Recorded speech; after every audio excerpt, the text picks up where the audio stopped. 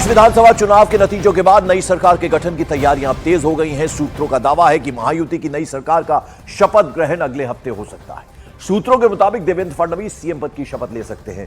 उनके साथ साथ 2 डिप्टी सीएम भी शपथ ले सकते हैं। शपथ ग्रहण समारोह मुंबई के वानखेड़े स्टेडियम में हो सकता है। महाराष्ट्र विधानसभा चुनाव के नतीजों में बीजेपी की नेतृत्व वाली महायुति को प्रचंड बहुमत मिला है। 288 में से महायुति ने 234 सीटों पर जीत दर्ज की है, जबकि महाविकास आघाड़ी सिर्फ 50 सीटों पर ही जीत दर्ज कर पाई, यानी सिर्फ 50 सीटों पर ही सिमट कर रह गए। तो शानदार जीत हासिल हुई है महायुति को और अब लगभग यह तय माना जा रहा है देवेंद्र फडणवीस का मुख्यमंत्री बनना। वानखेड़े स्टेडियम में शपथ ग्रहण समारोह हो सकता है अगले हफ्ते और ऐसी भी उम्मीद लगाई जा रही है कि 2 डिप्टी सीएम, यानी पिछली बार की तरह जैसे एकनाथ शिंदे सीएम थे और 2 डिप्टी सीएम थे देवेंद्र फडणवीस और अजित पवार, कुछ इसी तरह से एक बार फिर हो सकता है महाराष्ट्र में।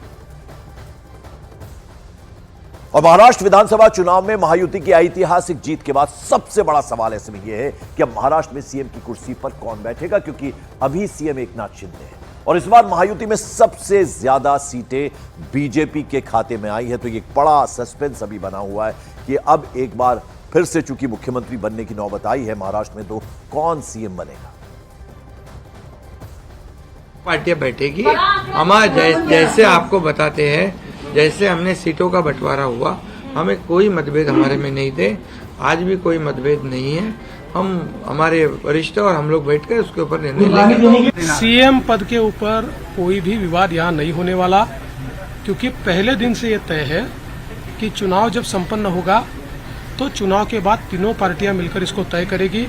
हमारे नेता आदरणीय होम मिनिस्टर साहब ने प्रेस कॉन्फ्रेंस में ये बहुत स्पष्ट शब्दों में बताया है कि चुनाव के बाद तीनों पार्टियां बैठेगी और इसका निर्णय करेगी।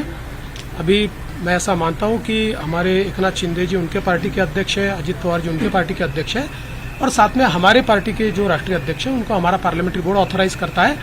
तो ये लोग बैठकर एक उचित निर्णय करेंगे, हमारे वरिष्ठ नेताओं से बातचीत करेंगे, हमारे पार्लियामेंट्री बोर्ड से बातचीत करेंगे, जो निर्णय होगा वो सबको मान्य होगा, इसमें कोई विवाद नहीं। और आइए सीधे रुक करते हैं रवि सिंह, मेरे सहयोगी मुंबई से सीधे हमारे साथ जुड़ रहे। रवि, देखिए पिछली बार की तस्वीर अगर याद करें हम, तो बड़ा दिल दिखाया था देवेंद्र फडणवीस ने और इस बार बड़ा दिल दिखाने की बात है तो जरूरत है बड़ा दिल दिखाने की एकनाथ शिंदे को। क्या ऐसा होगा, क्योंकि अब लगभग तय माना जा रहा है क्योंकि ज्यादा सीटें बीजेपी के खाते में है।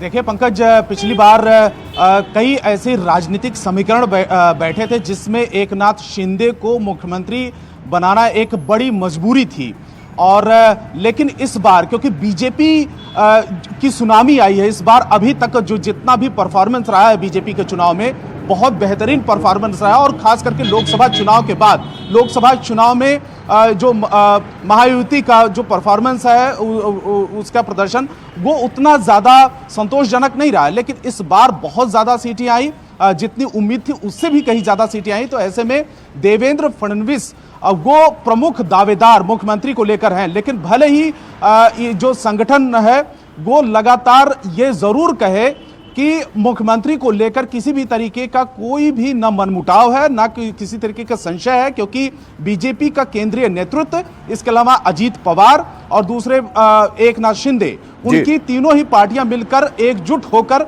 यह तय करेंगी कि आखिर में मुख्यमंत्री कौन होगा। लेकिन इससे पहले ये इस बात को लेकर संकेत हो रहे थे कि यह देखा जाएगा कि चुनाव में कौन सी पार्टी के कितना परफॉर्मेंस है, सीट कितनी ज्यादा है और दूसरी बात राजनीतिक समीकरण क्या बैठते हैं महाराष्ट्र में और भविष्य क्या है, ये तमाम चीजें देखी जाएंगी। लेकिन अभी तक यही संकेत मिल रहे हैं कि देवेंद्र फडणवीस मुख्यमंत्री हो सकते हैं और 26 तारीख से पहले ही सरकार बननी तय है। ठीक है रवि, बने रहे आप हमारे साथ, मैं वापस लौटूंगा आपके पास। इस बीच आपको बता दें महाराष्ट्र विधानसभा चुनाव के नतीजों में महायुति की आंधी सुनामी में विपक्षी दल ऐसे पस्त हुए कि विधानसभा में विपक्ष के नेता की कुर्सी भी नहीं बचा पाए।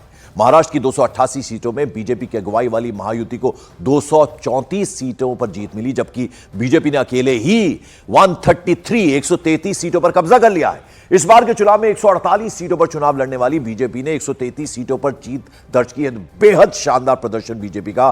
बीजेपी के लिए तो यह अब तक का सबसे अच्छा प्रदर्शन है। 2019 के चुनाव में वो 150 सीटों पर लड़कर 105 सीटें जीत पाई थी, जबकि बीजेपी के साथ महायुति में शामिल एकनाथ शिंदे की शिवसेना और अजीत पवार की एनसीपी को भी जबरदस्त जीत मिली है।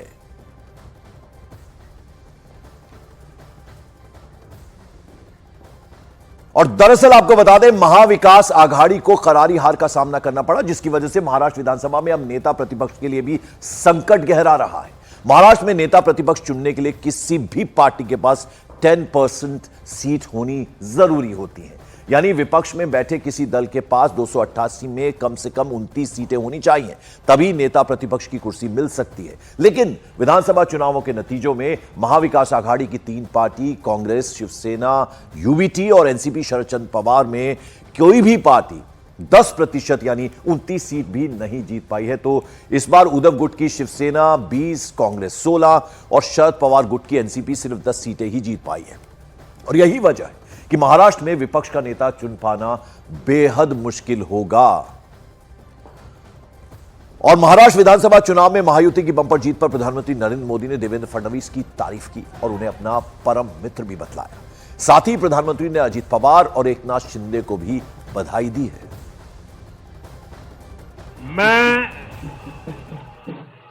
श्री एकनाथ शिंदे जी, मेरे परम मित्र देवेंद्र फडणवीस जी, भाई अजीत पवार जी, उन सब की भी भूरी भूरी प्रशंसा करता हूं।